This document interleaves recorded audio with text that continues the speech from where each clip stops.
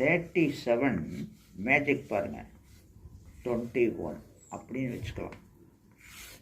இது 10. இதெல்லாம் பல வரும். இது 3. அப்போது இதில் 3 வருதா? 3இல் ஒரு பங்கு எது?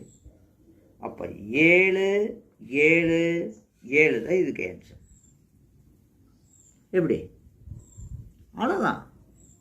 அதே மாதிரி 37 இன்ட்டு 9 வச்சுக்கலாம்.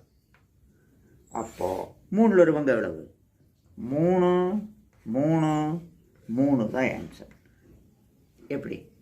இது 10, அதனால் இப்படி வருது.